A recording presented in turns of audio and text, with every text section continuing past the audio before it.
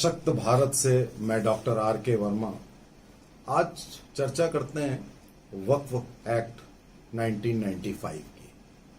ये कांग्रेस सरकार जब भी रही आजादी के बाद से, इसने भारत की संस्कृति, सनातन सभ्यता, हिंदू धर्म को इतना दबाने, कुचलने और नाश करने की कोशिश करी। उसी कड़ी में ये वक्फ एक्ट 1995 है। आपको क्या मालूम है कि वक्फ कमेटी, वक्फ एक्ट ये क्या होता है? ये मुस्लिम चाहे शिया हो चाहे सुन्नी हो, शिया वक्फ बोर्ड अलग होता है, सुन्नी वक्फ बोर्ड अलग होता है। ये वक्फ बोर्ड एक वक्फ का एक पैनल बन जाता है और ये किसी भी प्रॉपर्टी को अगर ये कह दें, दो लोग जाएं और कह दें कि ये प्रॉपर्टी वक्फ कमेटी की है, क्या आपको मालूम है कि आप उसको चैलेंज ही नहीं कर सकते? आप चैलेंज करेंगे तो कहां करेंगे? आप वक्फ ट्रिब्यूनल में करेंगे, जहां पे एक मौलाना दाढ़ी वाला बैठा होगा।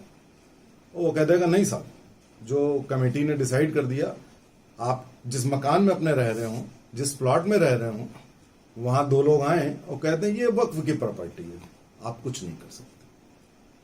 ये किया है कांग्रेस ने। और 1995 में ही नहीं, 2013 में उसको और सशक्त कर दिया और पावरफुल कर दिया। 14 में इलेक्शन था इसलिए। तो ये जो मुस्लिम तुष्टीकरण के कारण, और उनको ये नहीं मालूम था कि आप ऐसा करके इस देश का कितना नुकसान कर रहे हैं। सत्ता आपको मिल जाएगी, लेकिन आप इस्लामिक राष्ट्र बना दोगे, उसके बाद आपको भी लात मार के निकाल दिया जाएगा।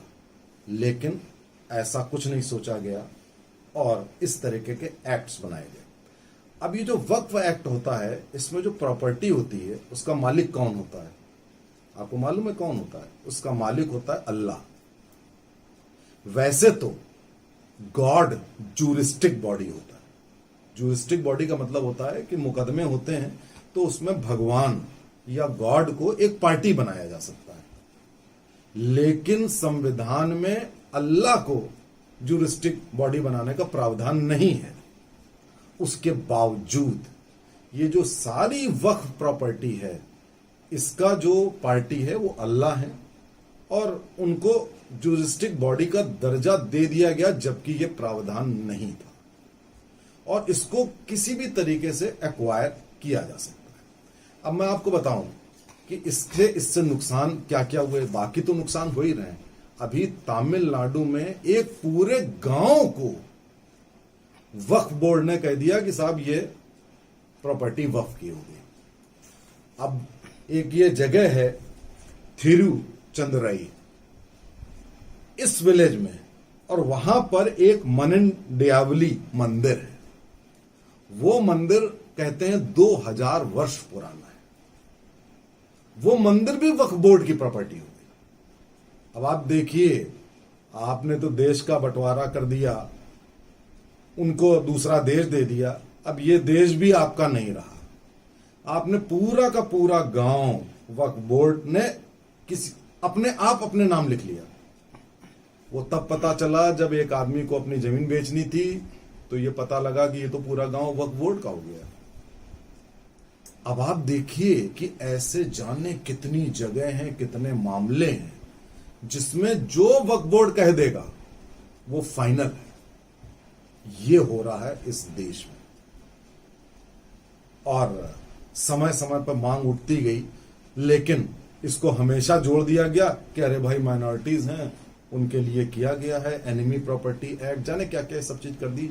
और आज साथियों, वक्फ बोर्ड और चर्च दोनों को अगर मिला लें तो इस देश की सबसे ज्यादा जमीन और प्रॉपर्टी इन दो संस्थाओं की, चर्चों और वक्फ बोर्ड की। मंदिरों की नहीं है। जो इस देश की 10,000 साल की संस्कृति है उसकी नहीं है ही नहीं। और रेलवे की भी नहीं है जिसकी बहुत सारी जमीन है, डिफेंस की भी नहीं है जिसकी बहुत सारी जमीन है। इन दो संस्थाओं की है और बढ़ती चली जा रही है, दिन पर दिन बढ़ती चली जा रही है। अब लोगों को ठीक से कानून का ज्ञान तो होता नहीं है, और जब काम हो जाता है तो उसको सीधे सीधे कोर्ट तो कह देगा भाई साहब ये प्रावधान है, कोर्ट कुछ कर नहीं सकता, कोई कुछ कर नहीं सकता। सरकारें ज्यादातर पहले कांग्रेस की हुआ करती थी, अब राज्यों में भी इन्हीं की तुष्टिकरण वाली सरकारें हुआ करती थी, क्षेत्रीय दल सब तुष्टिकरण, वो भी कुछ नहीं करते हैं।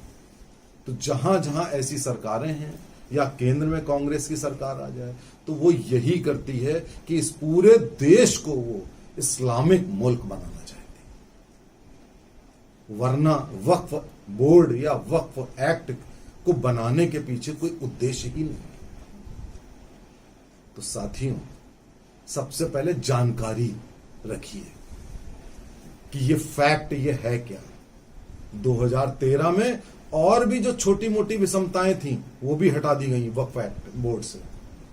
अब ये भी नहीं कंसीडर करना है कि वक्फ बोर्ड शिया का है कि सुन्ना है, कुछ नहीं, कह दिया तो फाइनल है, उन्हीं की हो गई जमीन।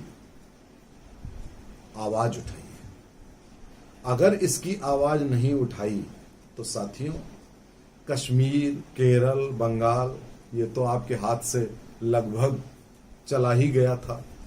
अभी भी थोड़ी बहुत आशा की किरण है कि राष्ट्रवादी सरकार के कारण, लेकिन अगर ऐसे एक्ट संविधान में और कानून में मौजूद रहेंगे तो हम आप कुछ नहीं कर पाएंगे। आवाज उठाइए, वक्फ एक्ट इमीडिएटली रिपील हो, खत्म हो। ये अनकॉन्स्टिट्यूशनल है, असंवैधानिक है, गैर कानूनी है और देश की संस्कृति और सभ्यता के विरुद्ध तो है ही।